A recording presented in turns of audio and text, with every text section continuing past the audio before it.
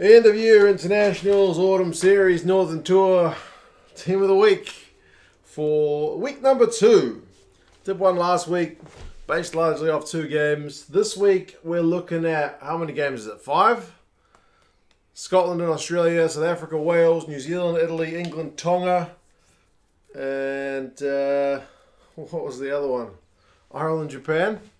I think those are the games I've watched. It's hard to remember. I haven't seen some of the games like Romania and Uruguay. I haven't seen Fiji and Spain yet. But anyway, the games that I have seen, we'll pick 15 guys. I'll stick some honourable mentions at the end because there are just so many guys with so many games on. But yeah, as always, never a perfect team. Just one man's opinion. And yeah, you guys can let me know your thoughts on who you would have had in your team of the week and perhaps why. We'll start with some props. I'm going to start with a Scotsman. I think this is 2 weeks in a row for old PIERRE SCHOEMAN. He's having a pretty good run, isn't he? Last week it was a try. This week's it's a try assist. He sets up his hooker out in the corner. It's not one you tend to expect, the loose head prop to the hooker who dives over in the corner, but that's what we got from Scotland. 5 runs for 8 metres as well, along with 3 passes, 4 from 4 tackles. He doesn't concede any penalties. For the most part, he was given the Aussies a pretty torrid time at scrum time. Remember, the Aussies did have some issues with props going off, be it for HIAs or for cards, so that didn't make matters any easier for them, but PIERRE was certainly there to put the Aussie scrum under pressure. Certainly, you can say the same, not necessarily for the Aussies, but when you're talking about putting scrums under pressure, Big Trev, love Big Trev, one of my favourite players, started this week rather than being a man off the bench. They kind of rotate that role seemingly. But Big Trev, likewise, man, put the Welsh scrum under pressure. The Welsh scrum was conceding a lot of penalties at scrum time, and Big Trevor was part of that early on, so we'll give him some proper credit. 3 runs for a metre, 5 from 5 tackles, no penalties conceded, kind of nothing. It's 2 starting there, wins a turnover, but ultimately it's scrum time for him that he gets the job done. So 2 big scrummages for the first 2 picks. Hooker's a tough one because you had loads of guys who had a good week. But I have gone with one of the few guys who kind of stood out in a bit of a lackluster All Blacks performance in Dane Coles. Gets a couple of tries, man. You guys know me. You know I'm partial to guys who score tries, especially front rowers, although there were many hookers who scored this weekend, that must be said. But not many who got 2. 9 runs for 34 metres is actually a phenomenal return. For a hooker, 5 passes. Beats a couple of defenders. Not asked to do a lot defensively. He makes 1 from 1 tackles. But yeah, 90% line out. Wins a turnover. Just did everything right. And the All Blacks, I mean, it's still a weird one. I'm still trying to kind of grapple with how I feel about it. But yeah, there weren't that many kind of standout performances, were there? I mean, Italy really made the All Blacks work for it. So yeah. Dane Coles, there you go, there's my hooker. Could have been heaps of other guys, but I've gone with him. Lock, and I've gone with a big Frenchman, likewise, who scored a try in old Thibaut Flamand in his debut. So fantastic way to announce yourself onto the international scene with a try. Not a close range try either. He had to go, how many meters? 10, 15 meters. Big old line break from him. Gives, I think is it Boffelli, or is it one of the guys before Boffelli? A big old don't argue, sit down as he makes his way to the line. 6 runs, 19 metres. Maybe that's all 19 metres, I don't know. A clean break, which is his try. A defender beaten, or 2 defenders beaten, actually. Probably at least one of those is his try. He has 4 passes. He has 9 from 10 tackles and 3 line-out wins. So he does a bit of everything, man. Carries tackles, wins line-outs. Scores a try. Icing on the cake. So, yeah, I think like the All Blacks, the French maybe won't be all that happy with their performance, but that was kind of one of the ones that stood out for me.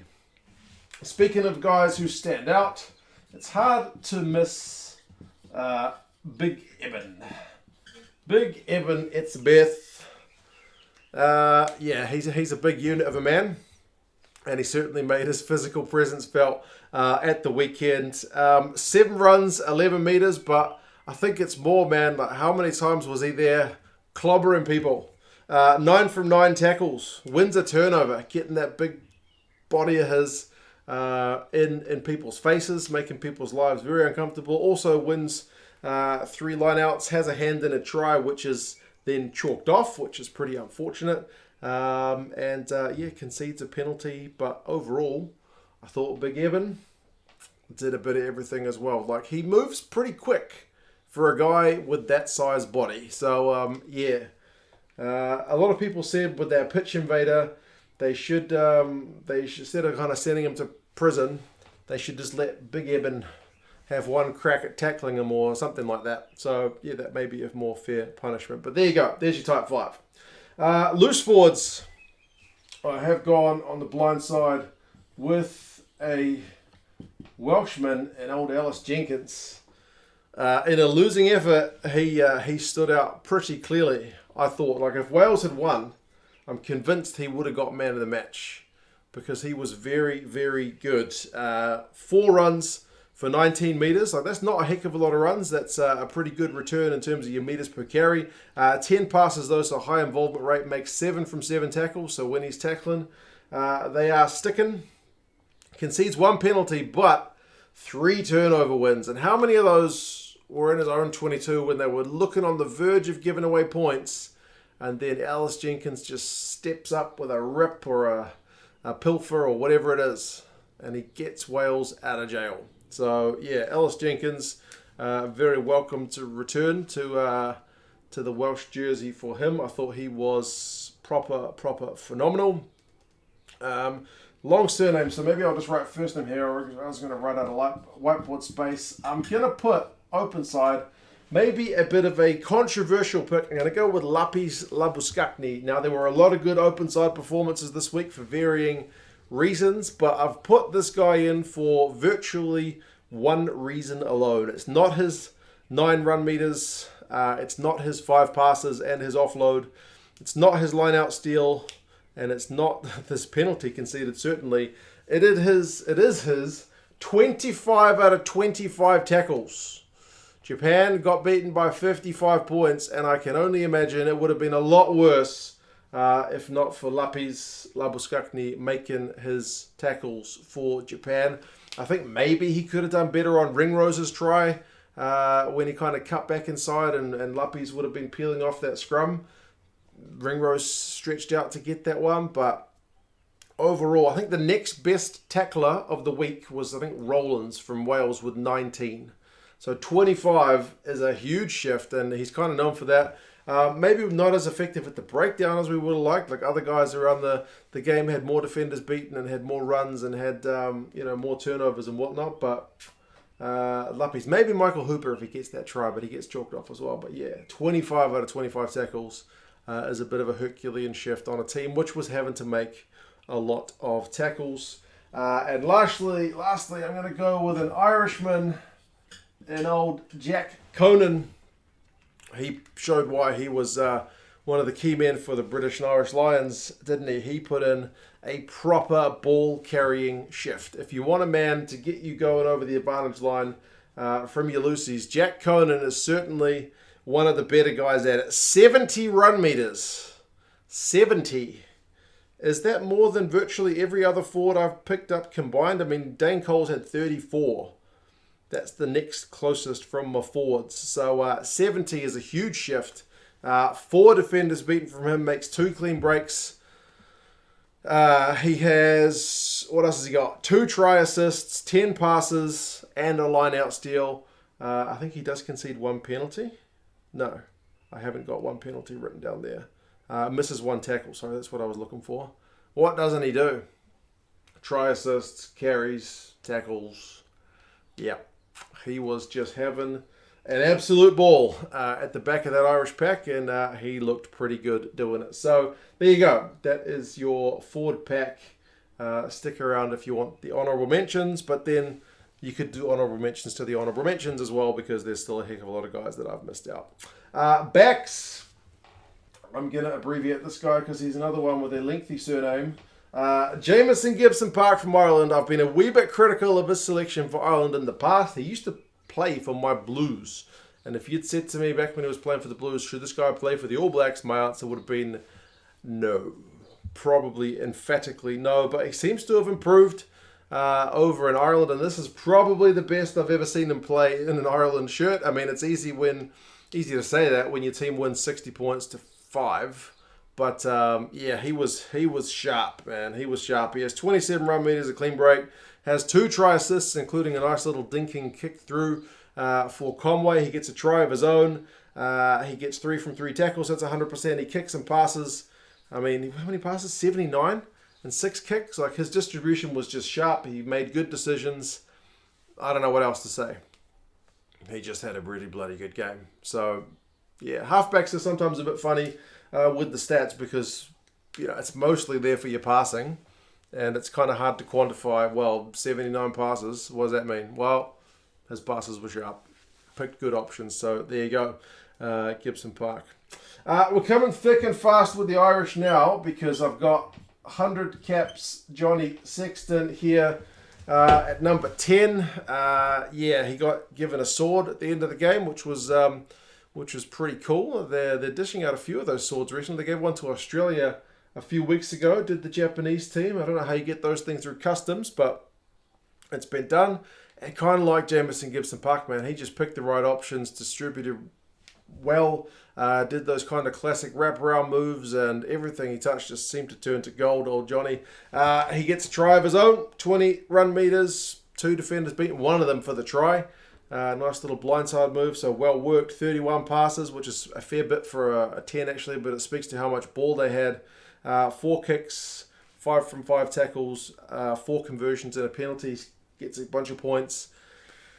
Just controls the game really well. I know he sometimes gets a bit kind of criticised as well for being too old and needs to move aside for the next generation to come along. Well, what can I say? He had a good game. Old Johnny. So now he's got a sword, so be careful when you say those things about him needing to retire. Midfield, I've gone with a Scotsman in old Sam Johnson, and he's one guy where I think the stats don't really do him justice. I honestly feel like his impact is better than what I've seen in the numbers, but yeah, 4 runs for 23 meters, so in terms of your conversion rate from your runs to meters, it's actually a pretty good one. Imagine if he'd made more runs, but he passed a lot, and often it seemed like when he was passing the ball, it was the next guy that was going to get into a gap. Like I think he set a hog up for a nice wee line break and had a nice line break of his own. Tupou tackled him pretty poorly and ended up knocking himself out. So, yeah, Sam Johnson was having a wee barnstorming one, wasn't he? He has a clean break, 3 defenders beaten, 8 passes, 13 tackle attempts. He makes 11. That's the most of any midfielder this week. So, keeping the Aussies pretty quiet. Maybe it helps not to have to face Karevi, but there you go. He doesn't pick his opponents. He does have 1 turnover conceded plus those 2 missed tackles if you're looking for black marks. But I thought Sam Johnson... yeah, I don't think that the stats do him justice, but just seemed to be there at the right time when Scotland was about to do something good. Haven't got any English players yet, but that's going to change when I put old Henry Slade here. It gets harder to write the whiteboard the lower I get down. Yeah, Henry Slade, man. He's been in good form because I've been watching a bit of the Premiership this year for Exeter. He's been pretty outstanding. And even though they gave Tonga a bit old hiding, and it's kind of... there's outstanding players everywhere. Not that I've got any on the board. He was very good, man. He has a try assist. He has 10 runs for 76 run meters, which is, I think, one of the top guys. He must be the top 13 this week, I think. 2 clean breaks, 6 defenders beaten, if I didn't mention that already. 21 passes, so huge involvement rates. 4 from 4 tackles. He does concede a penalty and a turnover. Misses a few goal kicks because he's having to do the goal kicking because old Furbanks had to move into 10, but... yeah, honestly, man, he's just looked sharp all season. So good to have a player from England in there. It'll be interesting to see how they go this week against kind of stronger opposition. We're left with the outside backs, and I have managed to squeak an Italian in here in Monte Ioane. Strange when they didn't score a heck of a lot of points. How do you get an Italian guy in here? Well, 8 runs, 109 run meters is a pretty bloody good start, and he has 6 defenders beaten. That is the most of any player in that game between Italy and New Zealand. If I'd said to any of you before the game, who's going to have the most defenders beaten, you'd be picking an All Black. There's no way you'd be picking an Italian player. Surely. But, yeah, Monty was dangerous, and he's continued to look dangerous. He's been dangerous when I've seen him playing for Benetton as well, and he's done really well at international level, stepped up really nicely. 6 passes, 5 from 7 tackles. He doesn't get on the scoreboard, but I thought he looked genuinely quite dangerous for Italy, so happy to see him there. The Irish theme continues, though, with old Andrew Conway, because he gets 3 tries in his shift at the weekend. A nice hat trick from him. One of them was kind of just a winger's walk-in. I mean, he has to run, but he's got nobody in front of him, and he just runs to the line. But 2 of them he had to work a fair bit for. The first one to get that GIBSON-PARK little grubber kick. He's got to be, on the same page as GIBSON-PARK to be there. He's got to have the skills to regather the ball, and he does.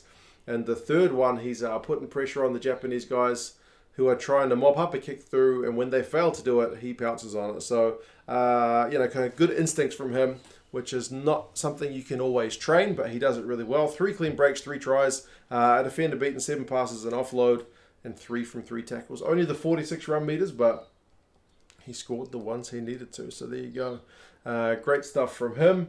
And we finish off the fullback with Franz Steyn. Rolling back the clock. Old Franz Steyn. Didn't look it. He's still a very sprightly young man, isn't he? Despite the fact that he is more kind of senior than many other guys in the squad. Franz Steyn, man, kicks a huge penalty, which in the context of that game was in a wet ball. By no means easy. 10 runs, 63 meters. He has 2 passes, beats 4 defenders in a game where defensively both sides were kind of able to deal with a lot that was being thrown at them. He has an offload. He doesn't have to make any tackles apparently, but a turnover conceded and a penalty conceded. But I mean, he's the first equal for defenders beaten in that game. I think he gets man of the match. So yeah, just key. Unfortunate for Damien Willems that he has to go off, but good to see Franz Steyn have a proper good shift. So there you go. That's my 15 guys. Is it the right 15? Of course not, but it's the guys that I thought played pretty well this week. Sometimes it's like you want to get a guy in from a team that's played really, gotten pretty either well beaten or, like Labuskakny and like Ioane, they got beaten pretty badly, but sometimes you can stand out. Other times it's like the team plays so well, but you don't get individual guys who stand out that much. So yeah, team of the weeks are kind of funny to pick. But yeah, we'll get to the honourable mentions. Who else? Damien Delende. Pretty bloody good in the midfield, wasn't he? Got a bunch of runs and tackles. Parise for the Aussies. No Aussies on the board. He looked good on his first cap for the Wallabies. I think they need to try him starting, but he's still very early in his career. Ashman for Scotland obviously gets a real winger's try in the corner. Gives away a dumb penalty towards the end of the game, but overall, man, line-up was solid, so good stuff from him in his first cap as well. Finn Russell was pulling the strings. Could certainly argue to have him at 10. James Ryan got through a heap of work, tackles and line-outs. Delgui for Argentina. There's no Pumas on the board. Looked kind of more dangerous of some of the Pumas outside backs in attack. Jaminet for France kicked his goals. Ran the ball pretty well. Marcus Smith, if you're looking for guys who made an instant impact, looked like in the 20-odd minutes that he played, probably could have done enough to earn a spot on the board, to be fair. Curry, is he at number 8? Well, he did all right at the weekend as well. You need to test him against higher opposition, but Tom Curry did all right. James Lowe, Adam Radwan, both those wingers had kind of barnstorming games in their own. I think Radwan had like 8 defenders beaten, which would be the top for the week.